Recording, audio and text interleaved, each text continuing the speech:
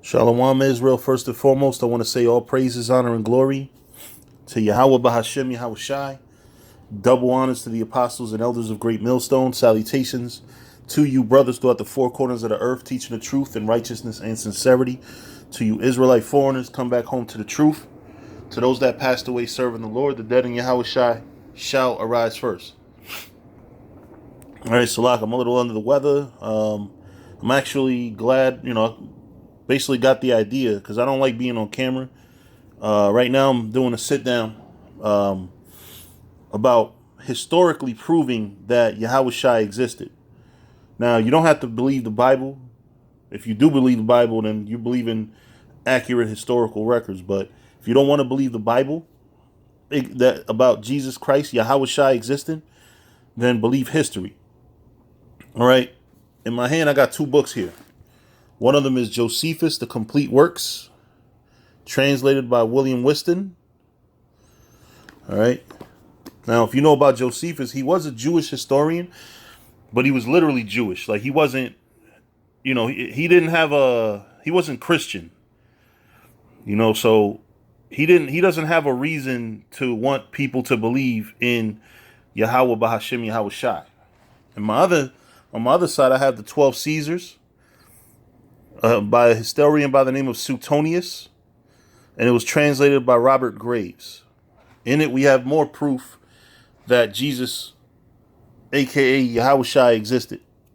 All right, so I'm going to start with the Josephus. All right, the book of Josephus. I'm focusing right here. You see where it says the 3? It says, now there was about this time a Jesus, Salak Jesus. And look around what time it's talking about. Look historically. All right, Pilate. You see where it says Pilate right here? So this is around the time of Pilate. It says, a wise man, if it be lawful to call him a man. So this is a Pharisee who said he was so great, he shouldn't even be just regular considered a man. So it says, for he was a doer of wonderful works, a teacher of such men as receive the truth with pleasure. He drew many to him, both many of the Jews and many of the Gentiles. These Gentiles, of course, were Paul's Gentiles, the Israelites who converted into pagan customs, who were now considered Gentiles. All right. So this goes to prove here that during the time of Josephus, the split between the Jews and the Israelites that converted, from the northern kingdom, that went astray, the line still existed here. All right. So it says he was the Christ, meaning he was the anointed.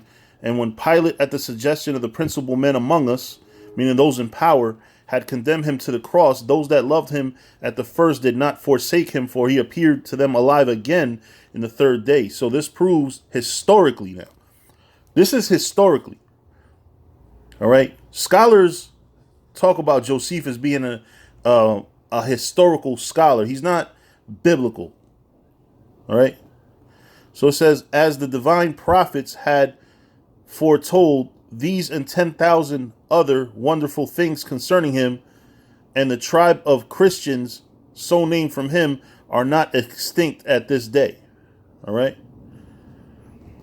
So it goes to show that that there was a historical Yahawashi, and historically speaking, he did great works, wonderful works. Now how are you gonna combat this when this is an accurate? This is a very known historian, a so-called Jewish historian. He was an Israelite, right? The Complete Works.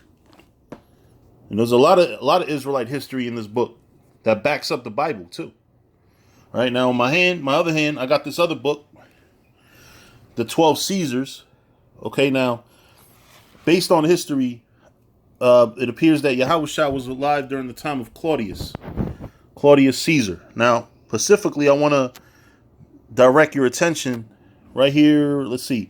In granting the Trojans as founders of the Roman race perpetual exemption from tribute, he supported his act by reading aloud an ancient letter written in Greek to King Seleucus from the Senate. I believe you can find this letter in the Apocrypha, or mention of it, from the Senate and people of Rome, with a promise of loyal friendship on condition that Seleucus would keep their Trojan kinfolk free from all imposts, because the Jews at Rome caused continuous disturbances at the instigation of Chrestus. He expelled them from the city. So who's Chrestus? You go, because it says 14, you go down here to see what 14 is. Apparently Christ, who had been crucified in the reign, he was crucified in the reign of Tiberius. All right, so he was crucified according to historical information during the reign of Tiberius, the 12 Caesars. All right, and there's more history on it. You got to stop believing these angry ass black scholars, such as well, actually, no. The funny thing is, the angry black scholars are really white scholars. See, they try to discredit Israelite history and talk about Egypt this and Egypt that. Their Egyptian history is translated by white scholars, such as Gerald Massey, the guy who came up with the idea that Yahawashi was what's his name? Horus.